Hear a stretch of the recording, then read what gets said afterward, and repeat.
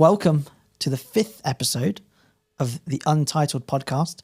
We still haven't come up with a name yet. Maybe today, me and Toby can discuss the name, see if you've got any ideas for us.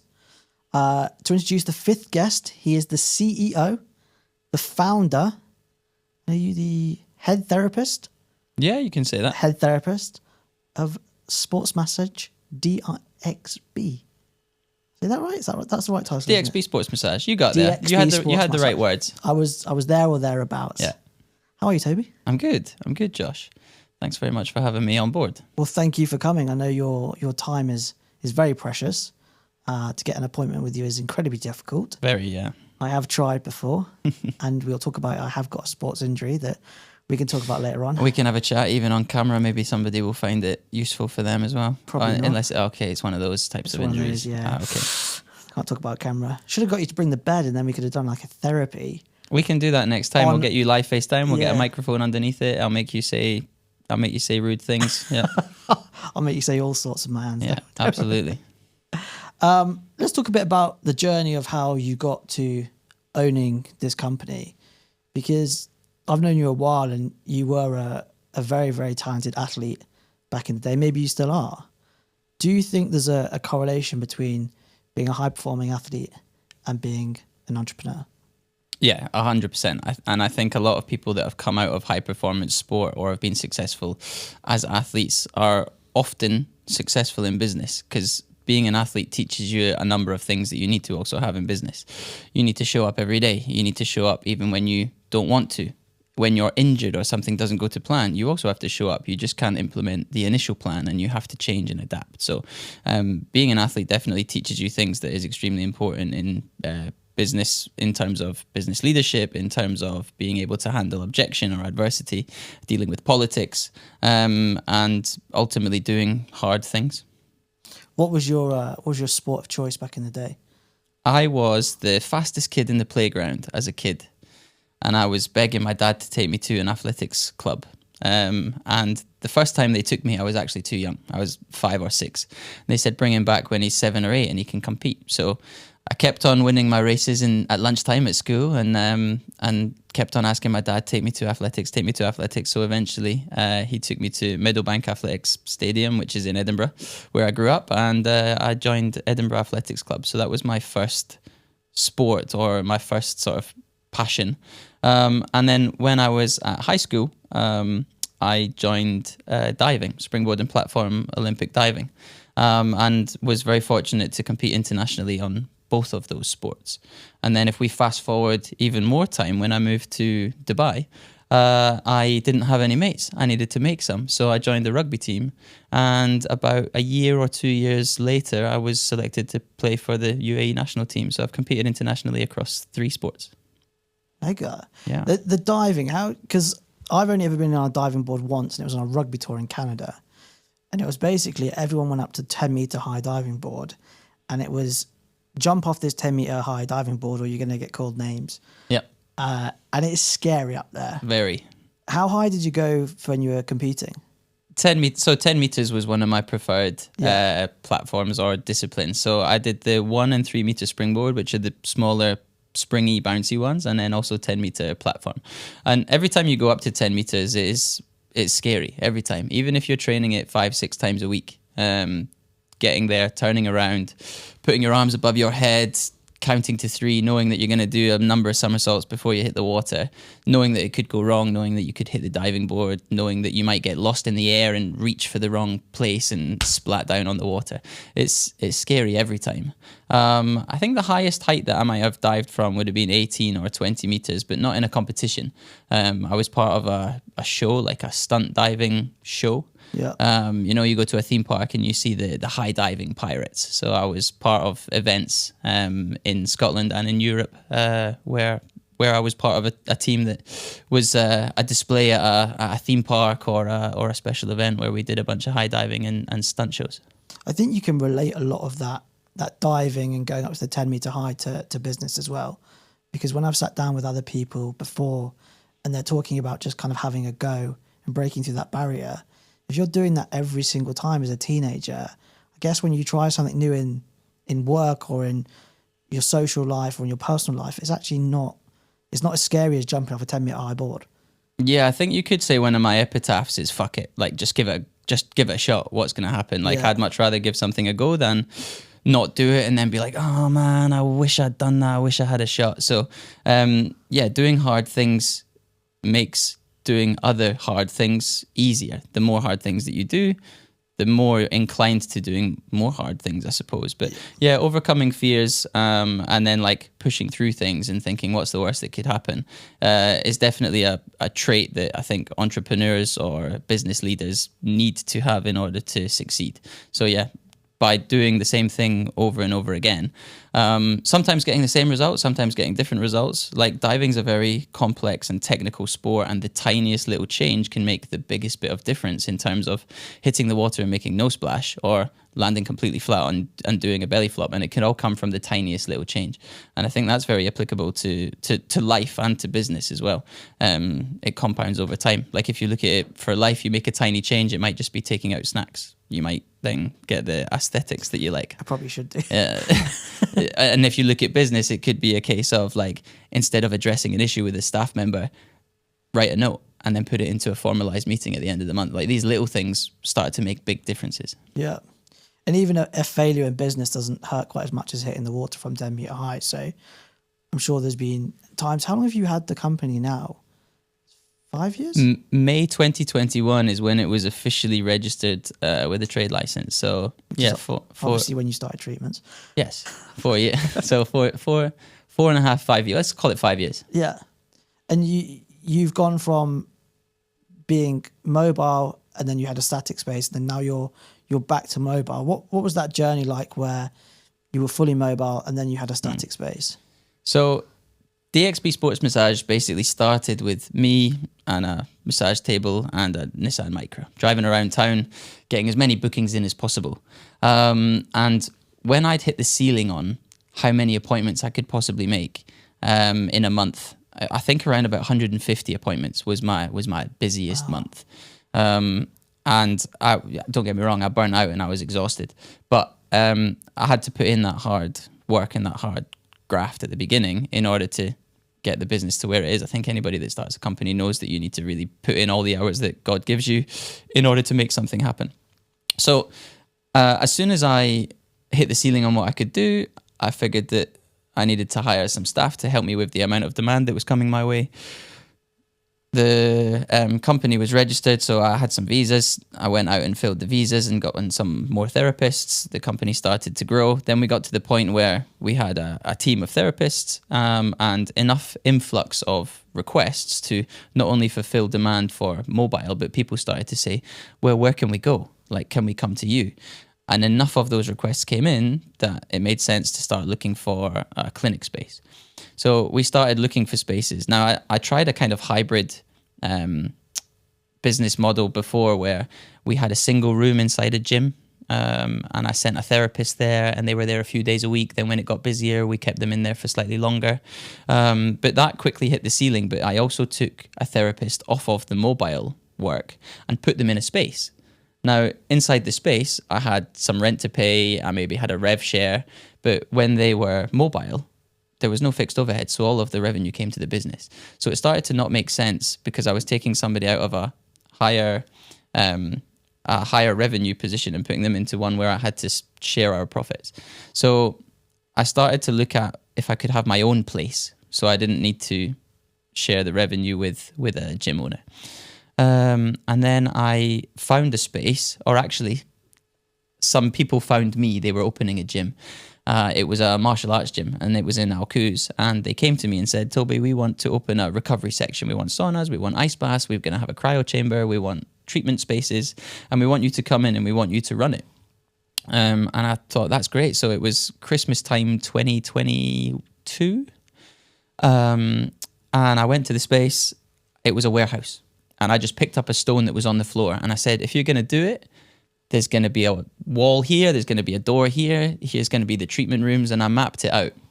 I went on holiday for the winter break. I came back. The walls had been built. I came in and spoke to them a little bit more, told them about, what we need, what needs to go in here, what needs to go in there, what finishings we need.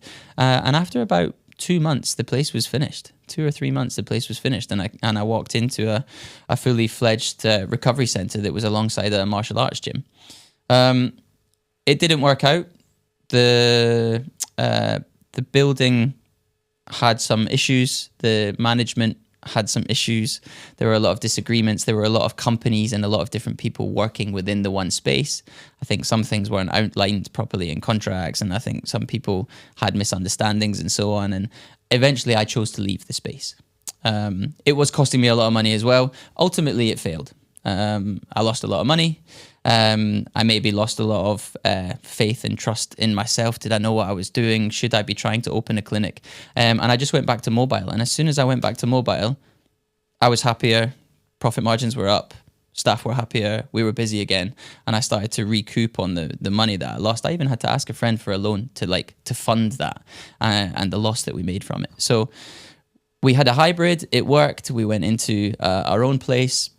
It didn't work. Now I've gone back to mobile, and it's the only way that I want to be at the moment because it makes sense financially. Less headaches, less fixed overheads, less issues really. It's much easier to deal with when it's just me and my team rather than having to deal with a venue and all of the licensing and everything else that comes with that. I think Dubai is such a land of convenience as well, that people like the fact that they can book an appointment, someone turns up with the bed. They don't have to, especially high profile individuals, they don't want to leave the hotel room. They don't want to leave their apartment or their villa. They want someone to come to them. Yep. Because actually going into a space like a hotel, they have to walk through the hotel and there's people, obviously in Dubai, we're lucky we don't have the paparazzi. There's certainly people coming up to me and saying, oh, can I take a photo? Can I take a photo? And after like an hour session with you where they're probably walking like, oh my God, my back actually hurts now more than what it did before. And then they wake up the next morning and they're like, oh, I feel brand new. You don't want to be having photos in those environments. You just want to kind of go in, have your treatment, and then go. It's like going to the doctors. No one's camera shoved in your face when you're going to doctor's surgery. Exactly. And I think that's allowed us to target the type of client that we are. So myself and my team, like, we're a very expensive service. I have a very elite clientele list, celebrities, royal family, well navigated. I have a very extensive and elite client list, I suppose. Celebrities, royal family, global company CEOs and owners. If you don't know their name, you certainly know their brands. Millionaires, billionaires. Somebody said to me the other day, how many billionaires do you know? And you would usually think about the Jeff Bezos and whomever else, you know, the virgins. But I said, I've got 5 who are clients.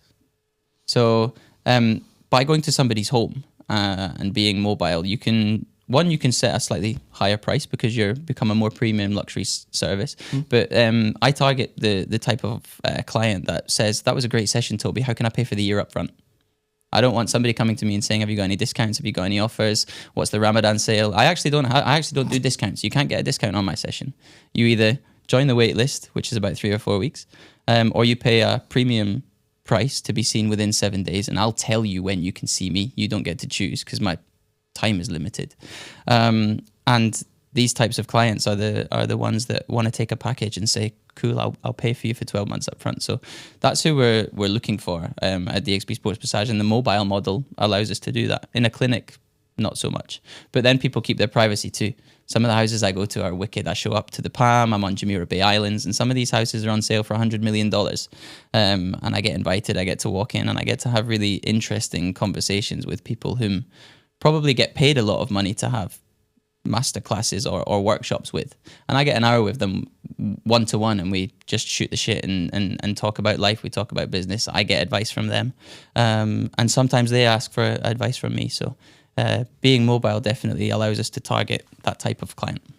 That's really, because we have that in real estate a little bit as well, where we obviously meet millionaires and billionaires. And I say to my team all the time that if you're going out on viewings with people, get them in the car.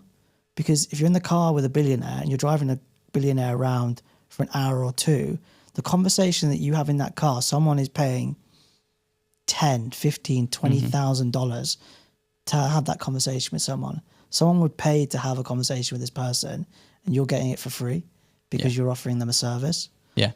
Absolutely. It's I've had a lot of conversations during my treatment sessions with my clients where I would have loved for a couple of mics to have been set up and for us to have been able to recorded that. One, so I can get the nuggets of gold from them. Two, sometimes I say some things and I'm like, oh my God, I wish I had that on camera. That would make a great reel. And also, like you've said, like some of these people are paid tens of thousands of dollars to have a one-to-one conversation with, to talk about business, to talk about life, to go on podcasts.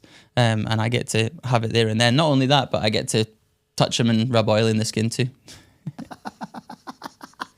I'm a massage therapist, by the way, in case you haven't. She's giggling in the corner over there. The lady, the lady people pay me. People pay me to rub oil into their skin if the penny hadn't dropped. Toby, what's the? Did you always know that you wanted to rub oil into people for a living, or did this come? No, I fell into this. I slipped and tripped on the massage oil and just ended up with my hands on somebody. My degree, or my first degree, is in podiatry. I'm a foot doctor. Ew. Yeah. I didn't even know that. Yeah. And the first question people usually ask is, so you have a foot fetish? And no.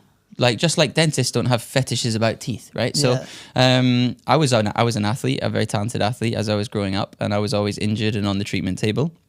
And then when I was a teenager, I got a job in a running store. You know, the ones that watch you run on a treadmill and tell you what type of shoe you need. Yeah. And so from that, I got very good at biomechanics, understanding running and sports injuries. And I wanted to go to uni, but I didn't know what I wanted to study. And actually, I didn't like school. And I didn't get the grades that I needed to go to university. So I stayed working full time at this running store, and I continued to assess runners and analyze their movement and tell them what they needed to change and assess their technique, etc. And I could talk about it because one, I was taught and trained by somebody very talented who owns the running store, and he was very educated. But two, I was an international runner myself, so I knew the basics and I understood that. So after working there for a year full time after school, my university that I eventually went to accepted me from a personal statement because my boss at the time, he said, well, why don't you look at podiatry? I said, podiatry, is that like kids? And he went, no, that's pediatrics. Podiatry is foot and ankle. And I was like, right, okay, cool. So I looked at the course, seemed okay. I wanted to go to uni to do something related to like sports, health, fitness. So I applied to the uni with my personal statement, and I got accepted. So my first degree was in podiatry. And I was doing extremely well in that degree. I was getting a lot of top marks. And through that, I got interested in physiotherapy, started to do some additional studying, ended up with a diploma in physiotherapy as well. So physiotherapy and podiatry are sort of my main educational backgrounds. And I did a massage qualification when I was a teenager, just something to do to get an extra vocation. So when I left university, I started my first sports injury clinic. So it was in Edinburgh City Centre. It was in the running store that I was working at full time. And the owner of the store saw a lot of potential in me, and I've got a lot to thank Graham and Colin from Footworks. That store doesn't exist anymore, but these two guys really kind of put me where I was. They helped me set up my first clinic. They converted part of the storage stock room into my clinic, and helped generate clients. So I had a running clinic in the Edinburgh City Centre. On the outskirts of town, I had a geriatric clinic which looked after the elderly and people who had movement and mobility issues. And then I set up a third clinic, all simultaneously, on the outskirts of Edinburgh, at an outdoor centre that looked after mountaineers and skiers and hikers, that type of thing. So we hit three demographics simultaneously, all along the same strip of road in Edinburgh, which made it very easy for me to look after each of the clinics and the team that was in them. So that's where I began. And then what took me to Dubai was I was also a diver, and I started coaching. And I got to coach a lot of athletes that were at extremely high level, some very, very talented athletes. And they went to the Olympic Games, and I was part of the coaching team with some of those divers. And after the Rio 2016 Olympic Games in Brazil, I got offered a job here coaching in Dubai. And I wanted to get out of the clinics that I owned in Scotland. So I sold the sports injury clinics in Scotland, and I moved to Dubai for a fresh start I was no longer the boss. I was no longer in charge of other people. I didn't have the stress. I didn't have all the responsibility, and I just moved here to be a coach. I knew when I started work. I knew when I finished work. I had a rough salary, and that was it. And I got to coach kids how to fall off diving boards and flip and somersault and backflip and land in water without making a splash. And then COVID came and killed all of that. So I moved to Dubai in August 2017. I coached for 2.5 years, and then when COVID came, school stopped, sports stopped. You were here at the time as well, right? Yeah, I think I went back to London in June 2020 for a year. But yeah, it was an interesting time. Yeah, it was, for the whole world. It was an interesting time, wasn't it? But especially here, I actually really enjoyed it. We're going to go off on a tangent. Maybe we'll talk about it after.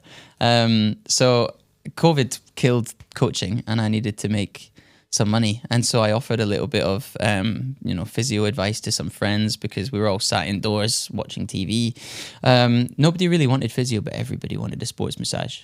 Kind of a barrier to entry for physio here. You know, if I say, "Hey Josh, do you want to go? Do you want some physio?" You'd be like, "I don't really have any pain in my shoulder or anything. Like I'm okay." And then if you do, you have to go see your doctor. You have to get referred. Then you have to come to me with your insurance and all that kind of stuff. But for a sports massage, you just book a massage and go pay somebody to rub you down. So in January 2020, I started doing a little bit of massage work for some friends during COVID when we were allowed outside. So there was a time during COVID in Dubai where one-to-one services were allowed. So barbershops were shut, but your barber could come to your house, spray everything down, cut your hair. Nail salons were shut, but your nail lady could come and do your nails and then go to somebody else's house because it limited the exposure. And I was the pioneer of mobile sports massage in Dubai. There was no one else doing it, and I started doing it, and now here we are. So that's the journey. It's a long journey that is, isn't it? And it all kind of ties in together pretty nicely from when the sports store back in Edinburgh to where you are today. You've kind of done like a full circle. You've gone full loop. Clinic, athlete, coacher, clinic. Yeah. Do you think you'll ever go back into coaching? No, I don't think I'll ever coach again. I'll probably coach or teach people in service-based industries how to scale and grow their businesses, because I've been very successful at doing it myself. And I also educate and coach people in my line of work in terms of physical therapy, podiatry, biomechanics, massage. So that type of coaching. Will I coach sports again? Don't think so. I spent 13 years of my life coaching kids and adults how to run, how to jump over hurdles, how to do forward rolls, handstands and backflips. And and it's evenings and weekends. It's very antisocial, and I don't think I'll go back into that, no matter the sort of successes I had and the fact that I worked with a lot of people who did very well. I think I'm very dialed into what I'm doing now, and it also pays a lot more. That's the main thing. Yeah. As a young entrepreneur, what are like the top 3 non-negotiables that you have in your day-to-day? That's a great question. The top 3 in my day-to-day. I would say that I probably, outside of the norm, don't have a whole bunch of non-negotiables where I must stick to it. Like, I don't wake up at the same time every day and go through a routine, and I put my face in ice water and rub banana peel on me and get somebody else to put my shoes on for me. Like, I don't have any of that stuff. I don't do that. You're not in the 5 a.m. club? I am not, although I recently got up at 5 a.m. to go swimming. I don't know if I'll do that again either. So I try to exercise every day. I don't believe in this wake up and have an hour away from your phone and manifest and write down your beliefs and the things you're grateful for. And I have no issue with anybody that does that, but like, I've got shit to do. I got a lot to do. Like yesterday, I spent 3 hours clearing my WhatsApp before I went to bed. I took it from 60 down to 9, which was, it took a long time. It was hard work. And then when I woke up, it was already in the mid-20s, and I woke up at 7 o'clock this morning. So I wake up, I pick up my phone and I start working. Simple as that. So I haven't really got 3 non-negotiables. Have a shower, drink some water, and get shit done. I'll try and exercise. I'll try and get back to as many people as possible, and try to achieve as much as possible in the day. I've got short attention deficit. So I'll start one task and then start another and then promise somebody I'll do something, but then message somebody else and then switch on the washing machine without the clothes on and then go make a coffee and realize that I'm late and the coffee cup's there overflowing and I'm out the door. So that's my life each morning. I just try and get up and get as much done as I can. Are you quite protective over your time though? I didn't used to be. Now I am. We spoke about this before we sat down. If you're not in my Google Calendar, you don't exist. It's not because I am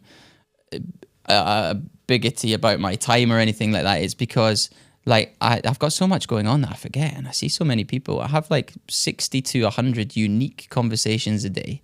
I interact one-to-one with a lot of people every day as well. So unless you're in my diary, I'm probably going to forget. So I used to say yes to everything all the time, and I think that's a very common thing in Dubai.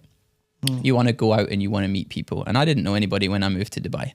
And I only got to know people when I said yes to going out. And I went out to this place and I went out to that brunch and I went to this night out and I did this and did that and said yes and yes and yes and yes. And then you start to get tired and burnt out and you forget the people that you meet and the things that you said that you would do. Certainly I do. And I'd make promises to people and then fall short and let people down. So now I'm very specific with my time. I try and allocate time slots where I can for everything I need to. I am very guilty of putting work and everyone else before myself.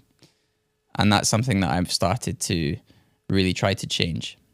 Is that going to provide me with any benefits? No? Okay. I might not do that one this time. Yeah. I think I spoke to Lewis about this the last time as well. And he said the same thing where it used to be the case where he'd say yes to everything. Then as the company grows and more people rely on you, you have to get better at saying no. Mm-hmm. Are you good at saying no to the therapist when they're asking you for things, or is it still a case in your business where you're just saying yes, yes, yes, because you're in this exponential growth phase? I've started to say no to, yes, I have started to say no more. I used to sponsor every event going. Sports event, free massage prizes, yes. Fitness event, you want to stand, yes.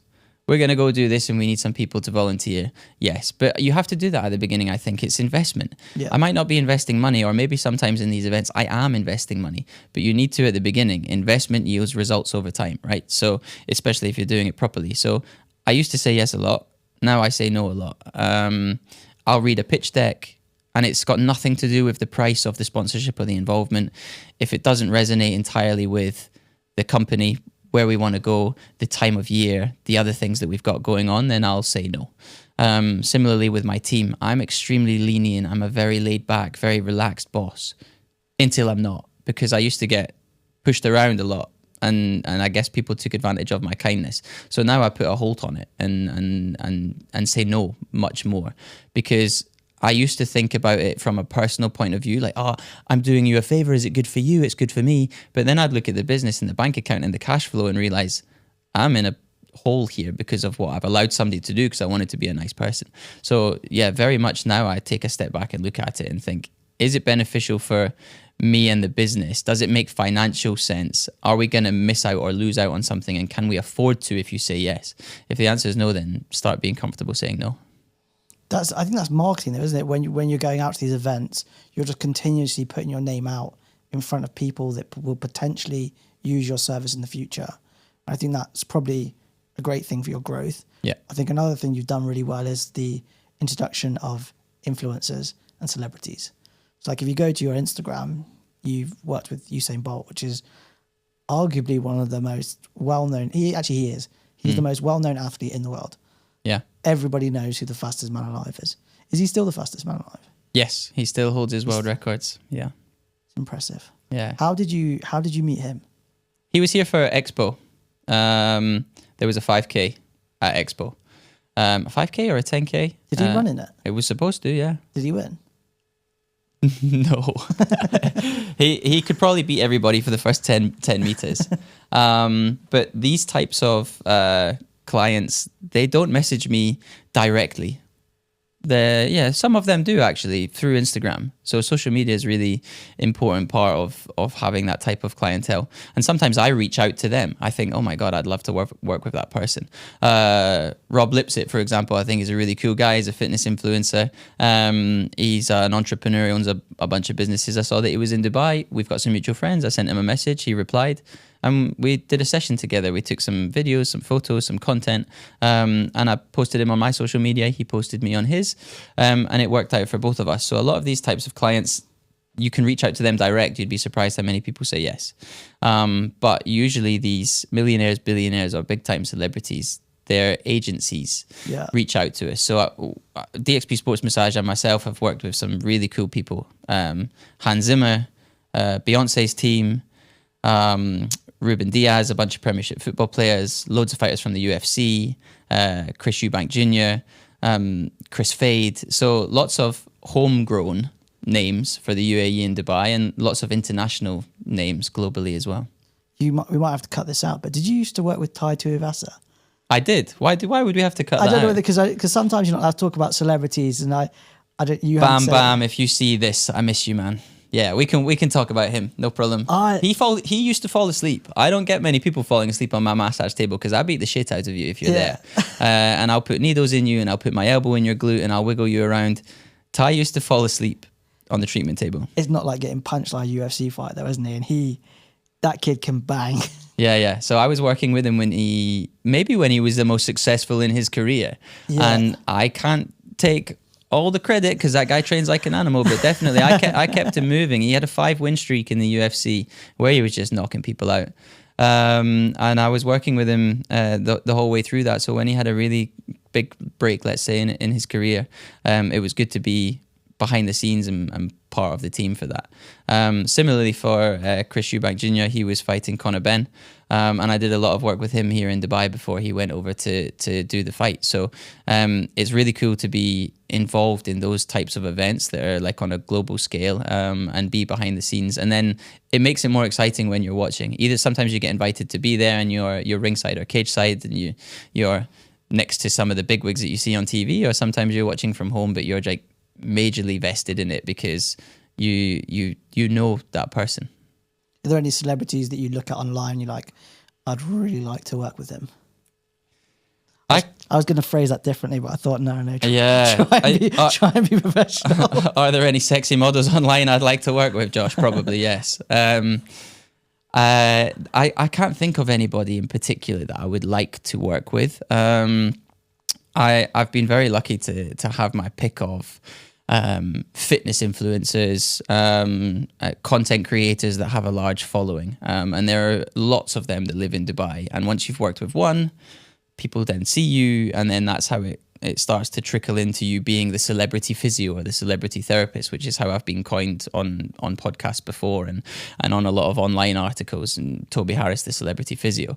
And that typically happens from leveraging one person's audience into getting into somebody else's audience.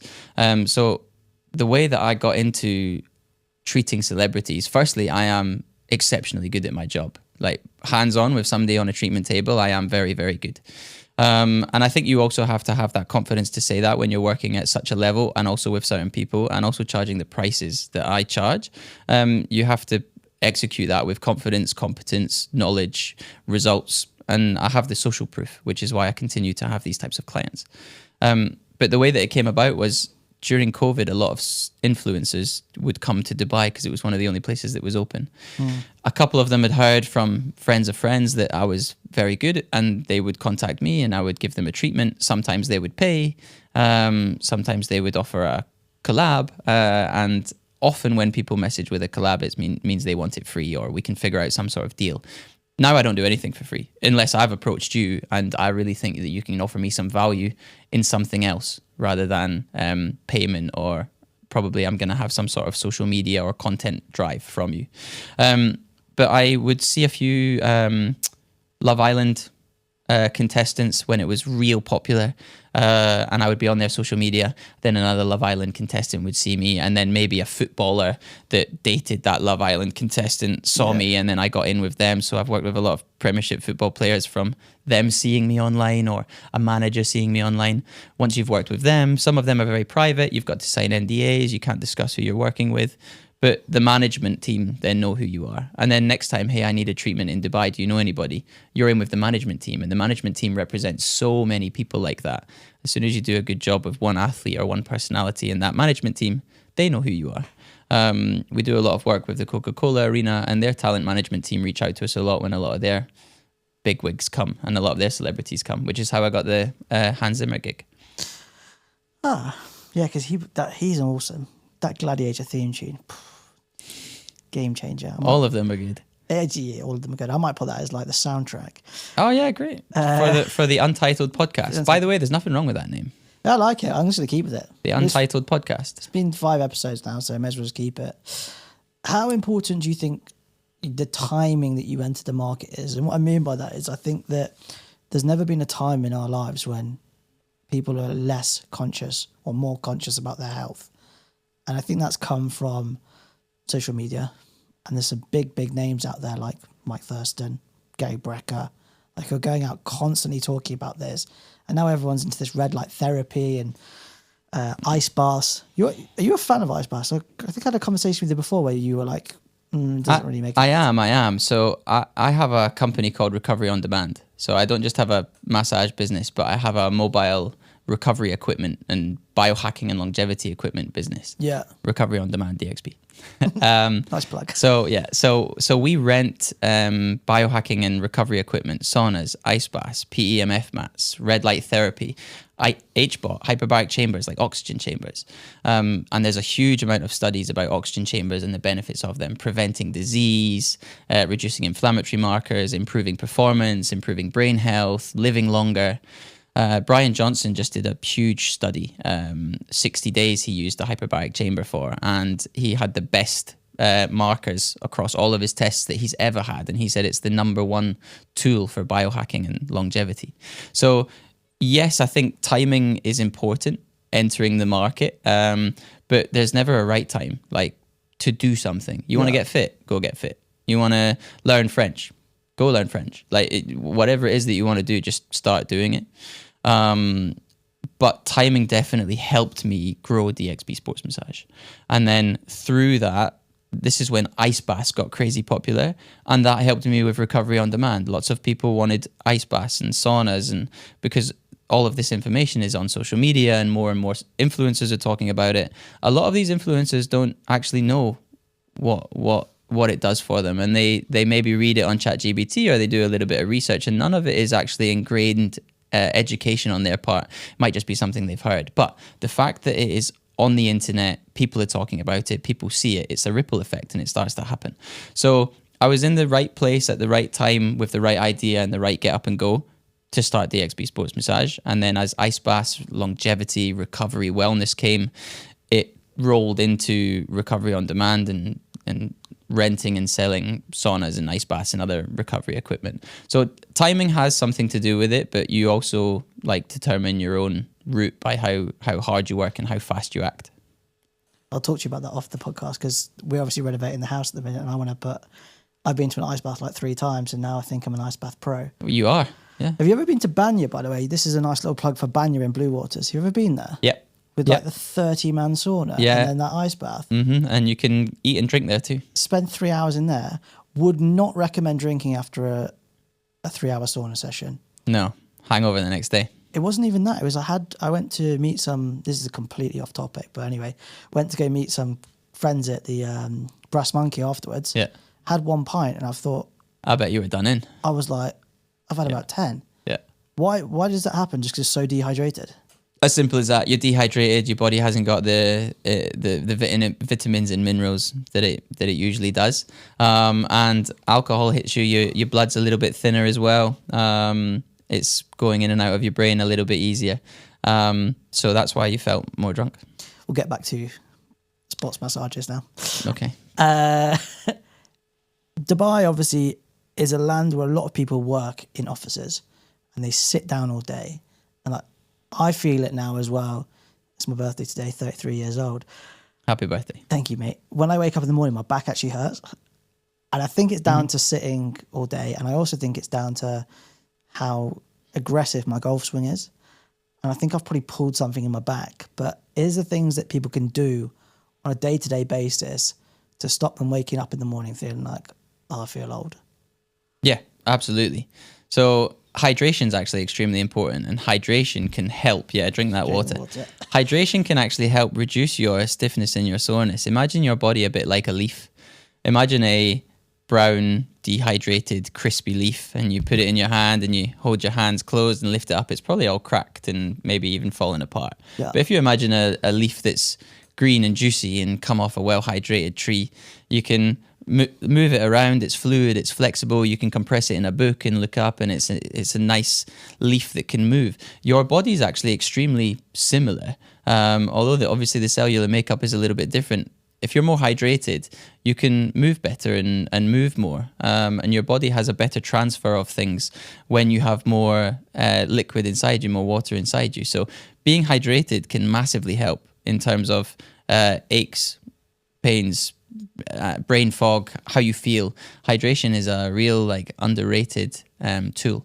But in terms of practical, for somebody who's an office worker, try and walk more. Look at how many steps you have a day. Let's say you've got a water fountain in the office. Move the water fountain to the back of the office. So when you get up, you have to walk further to get to it. So you've got some more steps. Get a standing desk.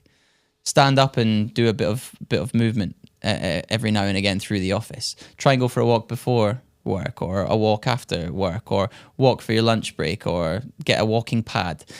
Movement is going to allow you to stay less stiff. Sitting still and sitting sedentary is going to make you feel stiff, and it is going to make muscles short, and it is going to make muscles weak.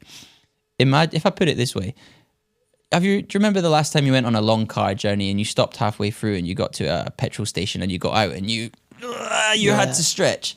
You're not stretching because you're tired. You're stretching because you've been in a shortened position for a long period of time.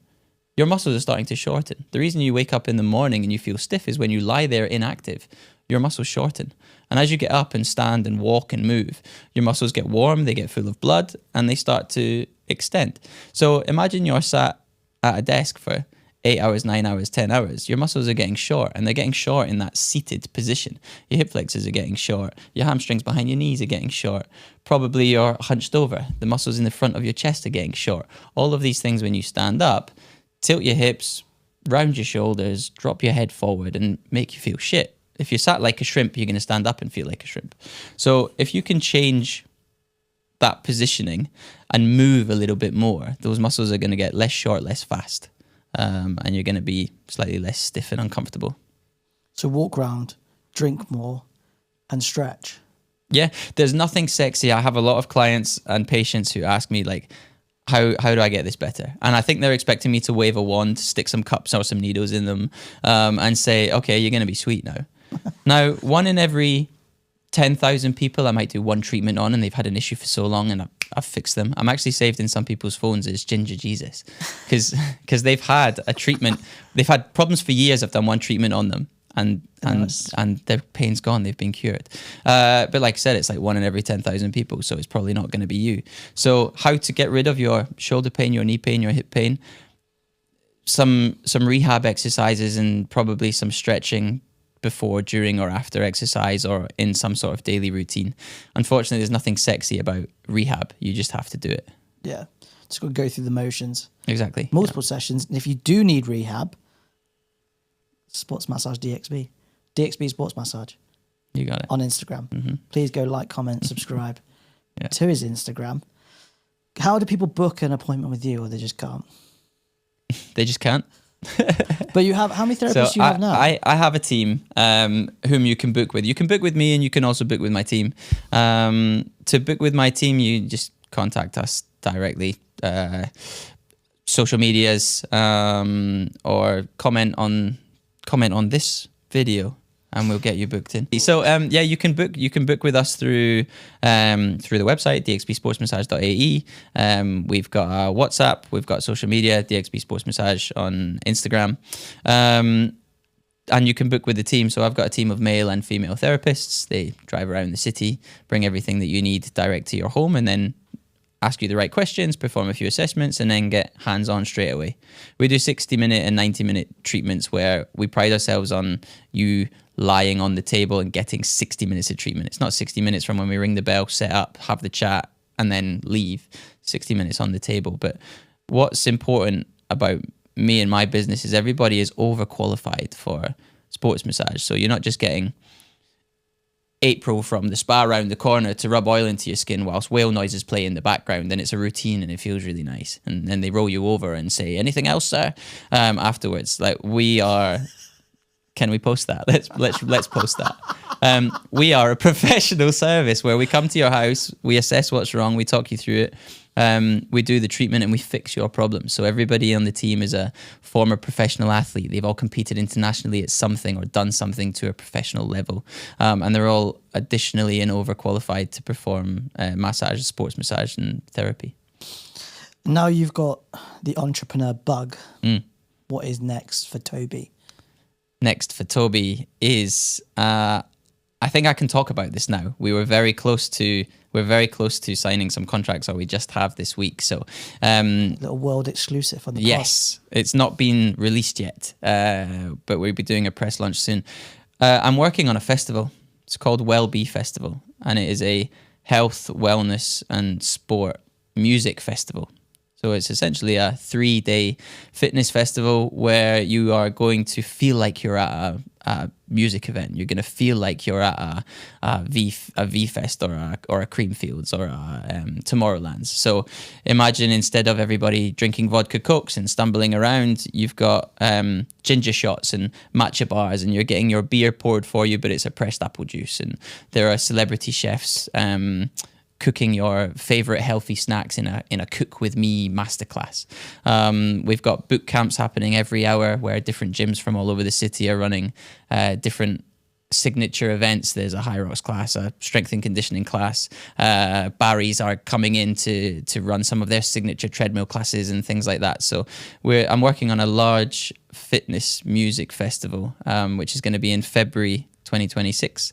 Our dates are confirmed 13th, 14th, and 15th of February. So it's not long away then. It's not long away. 4 months away. Yeah. So look out for that. It's going to be a huge event at the bottom of Imsakim Street, not far from Souk Madinat. So we're really looking forward to that. Yeah, nice big music, health, fitness, wellness festival.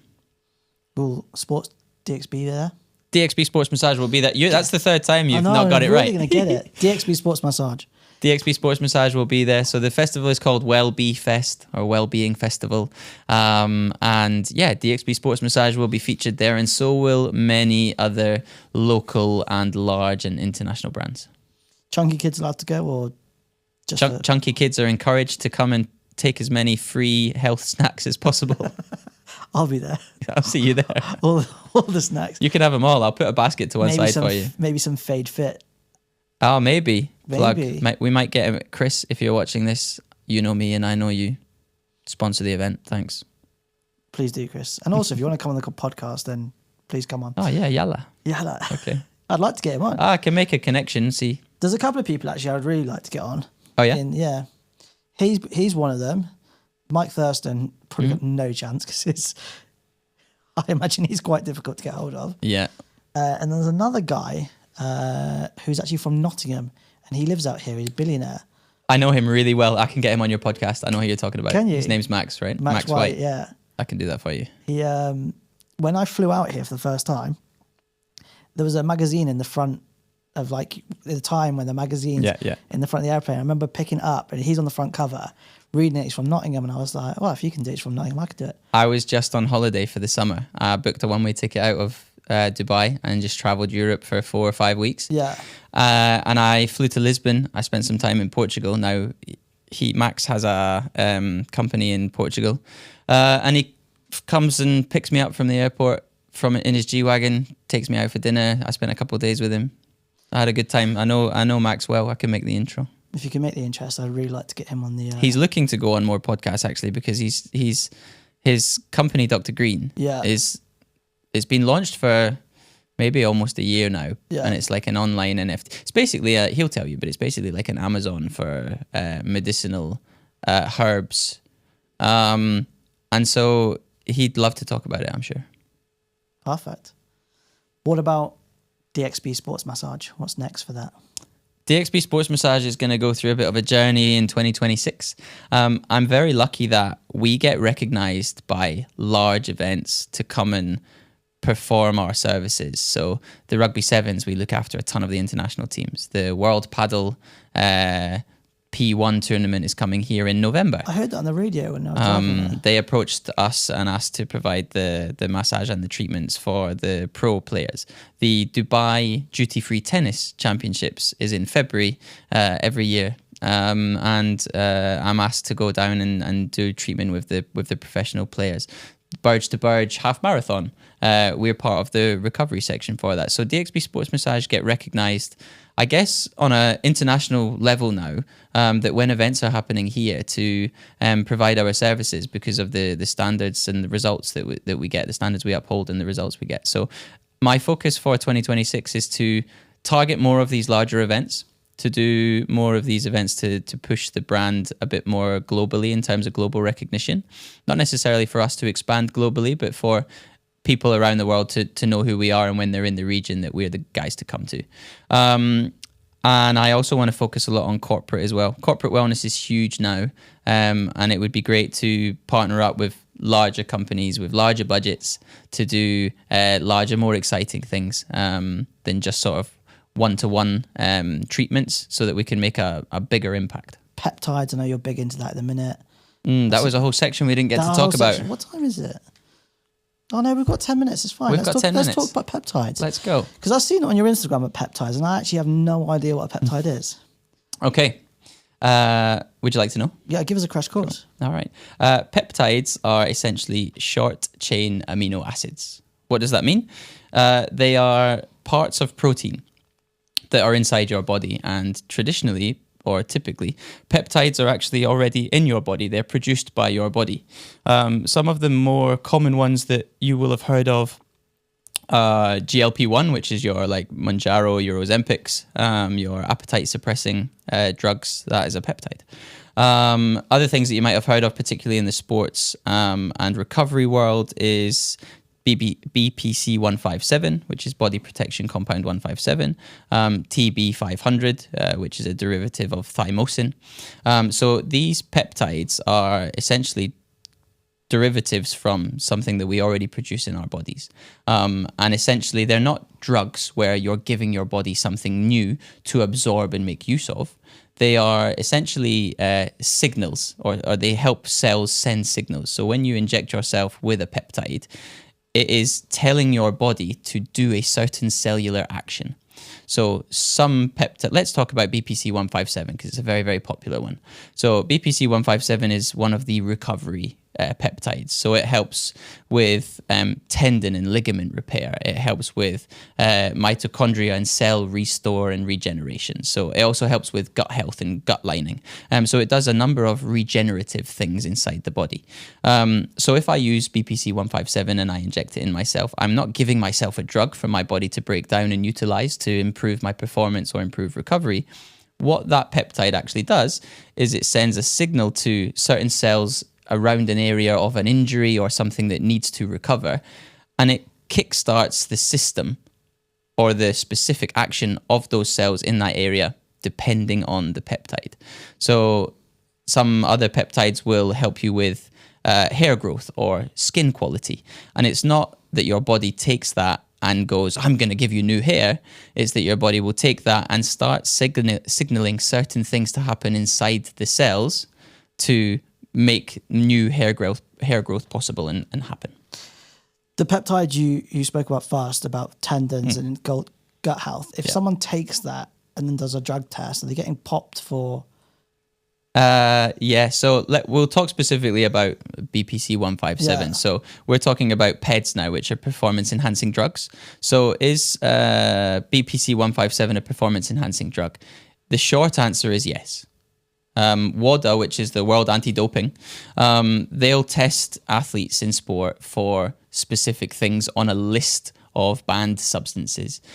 Many peptides are banned substances, and the reason it's a performance-enhancing drug is it allows you to recover quicker, recover faster, recover so that you have less pain and aches, more mobility, more flexibility, which in turn allows you to then train more and then compete with better results. So it is a substance that will help improve your performance, although indirectly, not like taking an anabolic steroid, which will directly affect your performance in a positive way and allow you to lift more or go further and run faster. Peptides will give you an edge because you'll be able to train more and then ultimately achieve what somebody who's not taking it won't be able to achieve. The Mounjaro as well, very, very topical at the minute. A lot of people taking it. I feel a lot of people are taking it and think it's going to be a kind of one-fix-all solution. But then I also see people who take it as more of a placebo, where it's just like, this is going to get me kick-started and I'm going to go to the gym more. What's your take on this magical diet drug? My opinion on Mounjaro and Ozempic and these types of drugs is that there is absolutely a place for them. But they are typically for those who are chronically overweight. They've got eating disorders, mental disorders. They are finding it extremely difficult to lose weight. Perhaps they're at the point where they're so heavy and so large that they're immobile. They can't get out, they can't move, they need a wheelchair. They can't even get in and out of their wheelchair because of their mobility issues, because of their weight. I think for this type of person and people that have extremely deep-rooted problems with food, then these drugs are really useful and they could save lives. In fact, they do save lives because of how they suppress appetite and allow these people to unnaturally lose weight. People that are using them to help them lose weight in a fitness sense, I think need to be educated on it, and they need to be mindful of how they take it, because it's not a magic injection that instantly allows you to lose weight and be healthy and all of a sudden you're fit and strong and sexy with a six-pack or toned. You can lose a lot of muscle mass from it. You can lose a lot of muscle density from it. I think it needs to be used as an addition and something supplementing an already instilled routine or a new routine. So you need to be going to the gym. You need to be making conscious choices about what you put into your body in terms of food, fizzy drinks, and so on. But do they help people lose weight? Yeah. Do they help people healthily and safely lose weight? Also, yes, but they help people lose weight in a very unsafe way as well if they're not educated in how to use it properly. Toby, thank you very much for your time today. If you ever need anything in the future, please let us know. We'll talk separately about giving someone a sports massage, because I have to find out how much it is. I think we'll be able to do it though. Yeah, we'll make it work. We'll make it work. We'll make the budgets work. And Josh, thanks very much for having me on your podcast, especially on your birthday. Thank you.